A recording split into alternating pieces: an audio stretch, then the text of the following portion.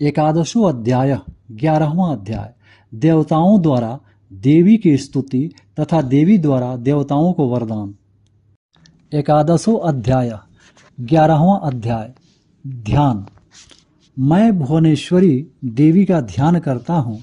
उनके श्री अंगों की आभा प्रभात काल के सूर्य के समान है और मस्तक पर चंद्रमा का मुकुट है। वे उभरे हुए स्तनों और 3 नेत्रों से युक्त हैं। उनके मुख पर मुस्कान की छटा छाई रहती है और हाथों में वरद, अंकुश, पास एवं अभय मुद्रा शोभा पाते हैं। ऋषि कहते हैं, देवी के द्वारा वहां महादैत्यपति शुंभ के मारे जाने पर इंद्र आदि देवता अग्नि को आगे करके उन कात्यायनी देवी की स्तुति करने लगे।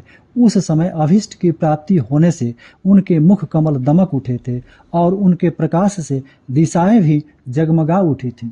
देवता बोले, शरणागत की पीड़ा दूर करने वाली देवी, हम पर प्रसन्न हो। संपूर्ण जगत की माता, प्रसन्न हो। विश्वेश्वरी, विश्व की रक्षा करो। देवी, तुम ही चराचर जगत की अधीश्वरी हो। तुम इस जगत का एकमात्र आधार हो, क्योंकि पृथ्वी रूप में तुम्हारी ही स्थिति है। देवी, तुम्हारा पराक्रम अलंघनीय है। तुम ही जल रूप में स्थित होकर संपूर्ण जगत को तृप्त करती हो। तुम अनंत बल संपन्न वैष्णवी शक्ति हो। इस विश्व की कारणभूता परामाया हो। देवी, तुमने इस समस्त जगत को मोहित कर रखा है। तुम ही प्रसन्न होने पर इस पृथ्वी पर मोक्ष की प्राप्ति कराती हो। देवी, संपूर्ण विद्याएं तुम्हारे ही भिन्न भिन्न स्वरूप हैं। जगत में जितनी स्त्रियां हैं वे सब तुम्हारी ही मूर्तियां हैं। जगदम्ब, एकमात्र तुमने ही इस विश्व को व्याप्त कर रखा है। तुम्हारी स्तुति क्या हो सकती है। तुम तो स्तवन करने योग्य पदार्थों से परे एवं परावाणी हो। जब तुम सर्वस्वरूपा देवी स्वर्ग तथा मोक्ष प्रदान करने वाली हो, तब इसी रूप में तुम्हारी स्तुति हो गई। तुम्हारी स्तुति के लिए इससे अच्छी उक्तियां और क्या हो सकती हैं। बुद्धि रूप से सब लोगों के हृदय में विराजमान रहने वाली तथा स्वर्ग एवं मोक्ष प्रदान करने वाली नारायणी देवी, तुम्हें नमस्कार है।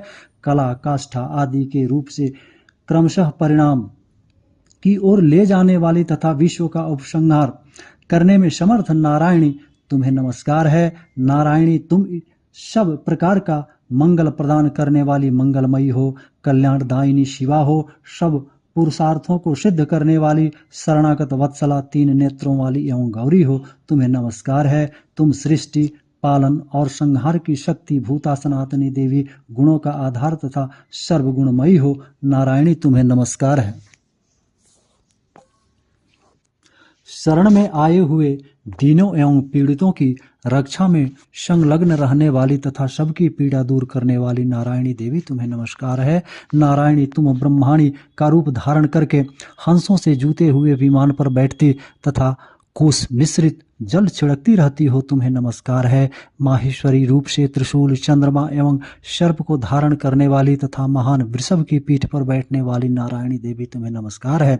मोरों और मुर्गों से घिरी रहने वाली तथा महाशक्ति धारण करने वाली कौमारी रूप धारिणी निष्पापे नारायणी, तुम्हें नमस्कार है। शंख, चक्र, गदा, सारंग, धनुष रूप उत्तम आयुधों को धारण करने वाली वैष्णवी शक्ति नारायणी, तुम्हें नमस्कार है। तुम प्रसन्न हो, तुम्हें नमस्कार है। हाथ में भयानक महाचक्र लिए और दाढ़ों पर धरती को उठाए वाराही रूप धारणी कल्याणमयी नारायणी, तुम्हें नमस्कार है। भयंकर निसृंग रूप से दैत्यों के वध के लिए उद्योग करने वाली तथा त्रिभुवन की रक्षा में संलग्न रहने वाली नारायणी, तुम्हें नमस्कार है।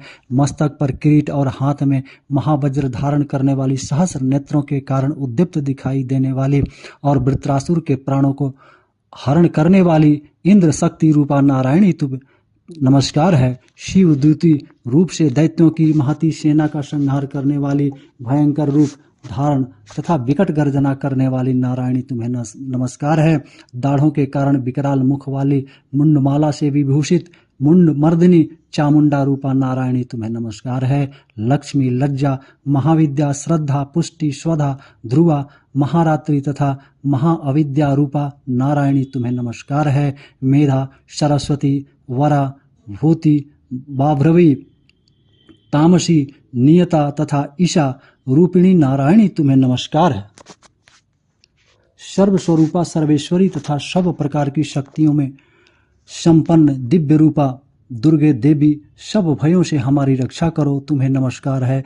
कात्यायनी, यह 3 लोचनों से विभूषित तुम्हारा सौम्य मुख सब प्रकार के भयों से हमारी रक्षा करे, तुम्हें नमस्कार है। भद्रकाली, ज्वालाओं के कारण विकराल प्रतीत होने वाला, अत्यंत भयंकर और समस्त असुरों का संहार करने वाला तुम्हारा त्रिशूल भय से हमें बचाए, तुम्हें नमस्कार है। देवी, जो अपनी ध्वनि से संपूर्ण जगत को व्याप्त करके दैत्यों के तेज नष्ट किए देता है, वह तुम्हारा घंटा हम लोगों की पापों से उसी प्रकार रक्षा करे जैसे माता अपने पुत्रों की बुरे कर्मों से रक्षा करती है। चंडिके, तुम्हारे हाथों में सुशोभित खड्ग, जो असुरों के रक्त और चर्बी से चर्चित हैं, हमारा मंगल करें, हम तुम्हें नमस्कार करते हैं। देवी, तुम प्रसन्न होने पर सब रोगों को नष्ट कर देती हो और कुपित होने पर मनवांछित सभी कामनाओं का नाश कर देती हो। जो लोग तुम्हारी शरण में जा चुके हैं उन पर विपत्ति तो आती ही नहीं, तुम्हारी शरण में गए हुए मनुष्य दूसरों को शरण देने वाले हो जाते हैं। देवी अंबिके, तुमने अपने स्वरूप को अनेक भागों में विभक्त करके नाना प्रकार के रूपों से जो इस समय इन धर्मद्रोही महादैत्यों का संहार किया है, वह सब दूसरी कौन कर सकती है। विद्याओं में ज्ञान को प्रकाशित करने वाले शास्त्रों में तथा आदि वाक्यों में तुम्हारे सिवा और किसका वर्णन है, तथा तुमको छोड़कर दूसरी कौन ऐसी शक्ति है जो इस विश्व को अज्ञानमय घोर अंधकार से परिपूर्ण ममता रूपी गड्ढे में निरंतर भटका रही है। जहाँ राक्षस, जहाँ भयंकर विष वाले सर्प, जहाँ शत्रु, जहाँ लुटेरों की सेना और जहाँ दावानल हो वहाँ तथा समुद्र के बीच में भी साथ रहकर तुम विश्व की रक्षा करती हो। विश्वेश्वरी, तुम विश्व का पालन करती हो। विश्वरूपा, इसलिए संपूर्ण विश्व को धारण करती हो। तुम भगवान विश्वनाथ की भी वंदनीय हो। जो लोग भक्ति पूर्वक तुम्हारे सामने मस्तक झुकाते हैं वे संपूर्ण विश्व को आश्रय देने वाले होते हैं। देवी, प्रसन्न हो। जैसे इस समय असुरों का वध करके तुमने शीघ्र ही हमारी रक्षा की है, उसी प्रकार सदा हमें शत्रुओं के भय से बचाओ। संपूर्ण जगत का पाप नष्ट कर दो और उत्पात और पापों के फलस्वरूप प्राप्त होने वाले महामारी आदि बड़े बड़े उपद्रवों को शीघ्र ही दूर करो। विश्व की पीड़ा दूर करने वाली देवी, हम तुम्हारे चरणों पर पड़े हुए हैं, हम पर प्रसन्न हो। त्रिलोक निवासिनी, पूजनीय परमेश्वरी, सब लोगों को वरदान दो। देवी बोली, देवताओं, मैं वर देने को तैयार हूँ, तुम्हारे मन में जिसकी इच्छा हो वह वर मांग लो। संसार के लिए उस उपकारक वर को मैं अवश्य दूंगी। देवता बोले, सर्वेश्वरी, तुम इसी प्रकार तीनों लोकों की समस्त बाधाओं को शांत करो और हमारे शत्रुओं का नाश करती रहो। देवी बोली, देवताओं, वैवस्व मनवंतर के 28वें युग में शुंभ और निशुंभ नाम के 2 अन्य महादैत्य उत्पन्न होंगे। तब मैं नंद गोप के घर में उनकी पत्नी यशोदा के गर्भ से अवतीर्ण हो विंध्याचल में जाकर रहूंगी और उक्त दोनों असुरों का नाश करूंगी। फिर अत्यंत भयंकर रूप से पृथ्वी पर अवतार ले मैं वह प्रचित नाम वाले दानवों का वध करूंगी। उन भयंकर महादैत्यों को भक्षण करते समय मेरे दांत अनार के फूल की भांति लाल हो जाएंगे। तब स्वर्ग में देवता और मर्त्यलोक में मनुष्य सदा मेरी स्तुति करते हुए मुझे रक्त दंतिका कहेंगे। फिर जब पृथ्वी पर 100 वर्षों के लिए वर्षा रुक जाएगी और पानी का अभाव हो जाएगा, उस समय मुनियों के स्तवन करने पर मैं पृथ्वी पर अनियोजा रूप में प्रकट होऊंगी और 100 नेत्रों से मुनियों को देखूंगी। अतः मनुष्य शताक्षी इस नाम से मेरा कीर्तन करेंगे। देवताओं, उस समय मैं अपने शरीर से उत्पन्न हुए शाखों द्वारा समस्त संसार का भरण पोषण करूंगी। जब तक वर्षा नहीं होगी तब तक मैं शाक ही सबके प्राणों की रक्षा करेंगे। ऐसा करने के कारण पृथ्वी पर शाकंभरी के नाम से मेरी ख्याति होगी। उसी अवतार में मैं दुर्गम नामक महादैत्य का वध भी करूंगी। इससे मेरा नाम दुर्गा देवी के रूप से प्रसिद्ध होगा।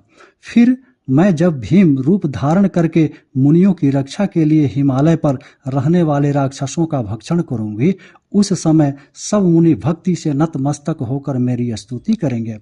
तब मेरा नाम भीमा देवी के रूप में विख्यात होगा। जब अरुण नामक दैत्य तीनों लोकों में भारी उपद्रव मचाएगा, तब मैं तीनों लोकों का हित करने के लिए 6 पैरों वाले असंख्य भ्रमरों का रूप धारण करके उस महादैत्य का वध करूंगी। उस समय सब लोग भ्रामरी के नाम से चारों ओर मेरी स्तुति करेंगे। इस प्रकार जब जब संसार में दानवी बाधा उपस्थित होगी तब तब अवतार लेकर मैं शत्रुओं का संहार करूंगी। श्री मार्कंडेय पुराण में सावर्णिक मनवंतर की कथा के अंतर्गत देवी महात्म्य में देवी स्तुति नामक 11वां ओम तत्सत।